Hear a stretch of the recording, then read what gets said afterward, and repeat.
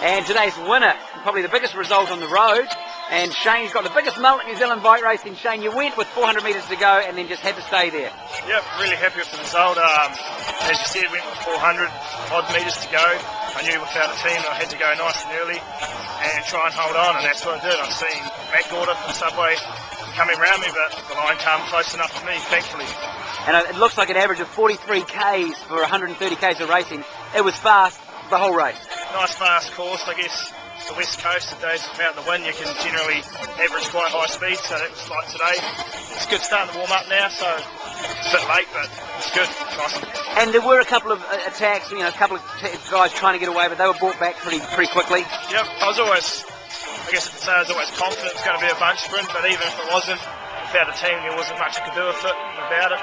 Thankfully, with probably 20k to go, it was all together with Gordon McCauley and Tom Finlay being brought back, so it played into my hand. Nice work. And just one very important question to finish up on. It's not about Commonwealth game selection you're aiming for, but are you ever going to, this is the biggest mullet New Zealand bike racing, right? Is that staying? What have you get in the track team? Won't that slow you down on the track?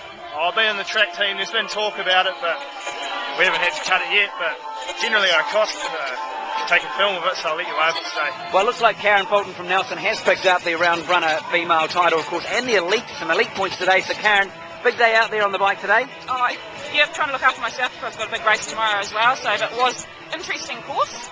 Wasn't as flat as what everyone said it was.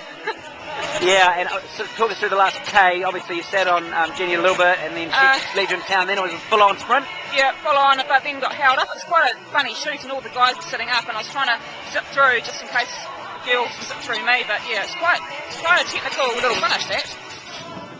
Alright, it did come down to a sprint finish. It looked like the Subway boys tried to pull it together, but just talk us through the last K. I went from a K out. Matt was boxed, Caden was dropped, so we really need to set up for Matt, getting more points on the series. So he was boxed in after the neutral of the gravel, and I had to string it out as best I could just to get him out of that box and get him into a good position. It was just unfortunate that Shane used our train to his advantage. He had fast legs, and he rode a smart race. It was obviously a pretty fast race, and that record today is absolutely smashed to pieces. It didn't feel real fast out there because of the dead roads and the dead wind, but it was fast.